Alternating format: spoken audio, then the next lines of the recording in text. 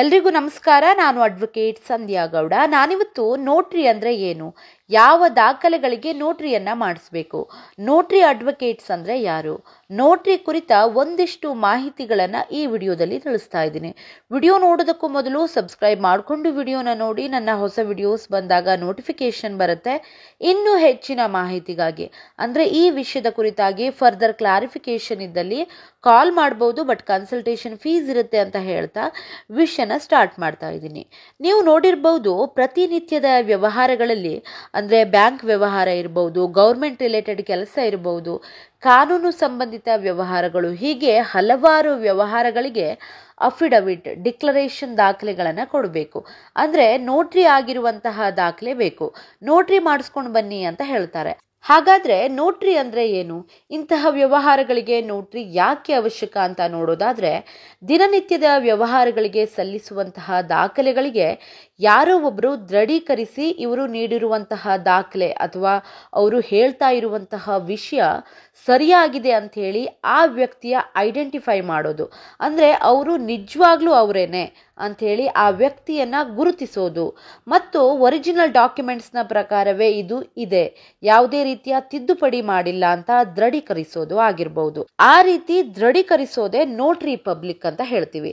Notary ಕೆಲಸವನ್ನ ಮಾಡುವಂಥವ್ರು ಯಾರು ಅಂದರೆ, ಕಾನೂನಿನ ಜ್ಞಾನ ಇರುವಂಥವ್ರು, ಕಾನೂನು ಅಭ್ಯಾಸವನ್ನ ಮುಗಿಸಿರುವಂಥವ್ರು, ಅಂದರೆ ಲಾ ಗ್ರಾಜ್ಯುಯೇಟ್ಸ್ ಆಗಿರುವಂಥವ್ರು, ಜೊತೆಗೆ ಎಕ್ಸ್ಪೀರಿಯನ್ಸ್ ಇರುವಂಥವ್ರು. ಅಂದರೆ ವಕೀಲರನ್ನ ಮಾತ್ರ ನೋಟರಿಯಾಗಿ ನೇಮಕ ಮಾಡ್ತಾರೆ.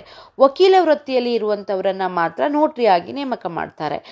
ಹಾಗಾದರೆ ಲಾ ಡಿಗ್ರಿ ಮುಗಿಸ್ಬಿಟ್ರೆ ನೋಟ್ರಿ ಆಗ್ಬೋದಾ ಅಂದರೆ ಖಂಡಿತ ಸಾಧ್ಯ ಇಲ್ಲ. ಕನಿಷ್ಠ 10 ವರ್ಷ ವಕೀಲ ವೃತ್ತಿಯಲ್ಲಿ ಇರಬೇಕು. SC ST OBC ಮತ್ತು ಮಹಿಳೆಯರಿಗೆ ಆದರೆ 7 ವರ್ಷ ವಕೀಲ ವೃತ್ತಿಯಲ್ಲಿ ಇರಬೇಕು ಅನ್ನುವಂತಹ ನಿಯಮ ಇದೆ. ನೋಟ್ರಿಯನ್ನ ಕೇಂದ್ರ ಸರ್ಕಾರ ಮತ್ತು ರಾಜ್ಯ ಸರ್ಕಾರ ನೇಮಿಸುತ್ತೆ. ಕೇಂದ್ರ ಸರ್ಕಾರ ನಿಮ್ಮನ್ನ ನೇಮಿಸಿದ್ರೆ ದೇಶದ ಯಾವುದೇ ಭಾಗದಲ್ಲಿ ನೋಟರಿ ವೃತ್ತಿಯನ್ನ ಮಾಡಬಹುದು. ರಾಜ್ಯ ಸರ್ಕಾರ ನಿಮ್ಮನ್ನ ನೇಮಿಸಿದ್ರೆ ಆ ರಾಜ್ಯದಲ್ಲಿ ಮಾತ್ರ ನೋಟರಿ ವೃತ್ತಿಯನ್ನ ಮಾಡಬಹುದು. ನೋಟರಿಯವರ ಮುಖ್ಯವಾದ ಕೆಲಸ ಅಂದರೆ ಅಟೆಸ್ಟೇಷನ್ ಮತ್ತು ರಿಜಿಸ್ಟ್ರೇಷನ್. ಅಟೆಸ್ಟೇಷನ್ ಅಂದರೆ ನಿಮ್ಮ ಒರಿಜಿನಲ್ ಡಾಕ್ಯುಮೆಂಟ್ಸ್ ಇರುತ್ತೆ, ಅದನ್ನು ನೋಡಿ ಉಳಿದ ಜೆರಾಕ್ಸ್ ಪ್ರತಿಗಳನ್ನು ಅಂದರೆ ಜೆರಾಕ್ಸ್ ದಾಖಲೆಗಳನ್ನು ದೃಢೀಕರಿಸೋದು. ಅಂದರೆ ಜೆರಾಕ್ಸ್ ಪ್ರತಿಗಳು ಒರಿಜಿನಲ್ ಡಾಕ್ಯುಮೆಂಟ್ಸ್ನಲ್ಲಿ ಇರೋ ಹಾಗೇನೇ ಇದೆ, ಯಾವುದೇ ಚೇಂಜಸ್ ಇಲ್ಲ, ಕರೆಕ್ಟ್ ಆಗಿದೆ ಅಂತ ಅಟೆಸ್ಟೇಷನ್ ಮಾಡ್ತಾರೆ. ಅದರ ಮೇಲೆ ಅವರ ಸೀಲ್ ಸಿಗ್ನೇಚರನ್ನು ಹಾಕಿ ದೃಢೀಕರಿಸ್ತಾರೆ. ಕೋರ್ಟ್ನಲ್ಲಿ ಅಟೆಸ್ಟೆಡ್ ಡಾಕ್ಯುಮೆಂಟ್ಸ್ಗಳನ್ನು ಕಂಪಲ್ಸರಿ ಕೇಳ್ತಾರೆ. ನೆಕ್ಸ್ಟು ರಿಜಿಸ್ಟ್ರೇಷನ್ ಅಂದರೆ ಕೆಲವು ದಾಖಲೆಗಳನ್ನು ಕಂಪಲ್ಸರಿ ರಿಜಿಸ್ಟ್ರೇಷನ್ ಮಾಡಲೇಬೇಕಾಗತ್ತೆ. ಅಂದರೆ ಸಬ್ ರಿಜಿಸ್ಟ್ರಾರ್ ಆಫೀಸ್ಗೆ ಹೋಗಿ ರಿಜಿಸ್ಟ್ರೇಷನ್ ಮಾಡಬೇಕಾಗತ್ತೆ. ಇನ್ನು ಕೆಲವು ದಾಖಲೆಗಳಿಗೆ ರಿಜಿಸ್ಟ್ರೇಷನ್ ಮಾಡಬೇಕು ಅಂತ ಇರೋದಿಲ್ಲ. ಅವುಗಳು ಯಾವುದೇ ಅಂದರೆ ವಿಲ್ಗಳನ್ನು ನೋಟ್ರಿ ಮಾಡ್ಬೋದು. ಅಂದರೆ ರಿಜಿಸ್ಟ್ರೇಷನ್ ಕಂಪಲ್ಸರಿ ಇರೋದಿಲ್ಲ, ಸೊ ವಿಲ್ಗಳನ್ನು ನೋಟ್ರಿ ರಿಜಿಸ್ಟ್ರೇಷನ್ ಮಾಡ್ಬೋದು. ಸೇಲ್ ಅಗ್ರಿಮೆಂಟನ್ನು ನೋಟ್ರಿಯನ್ನು ಮಾಡಿಸ್ಬೋದು, ಅಂದರೆ ನೋಟ್ರಿ ರಿಜಿಸ್ಟ್ರೇಷನನ್ನು ಮಾಡಿಸ್ಬೋದು.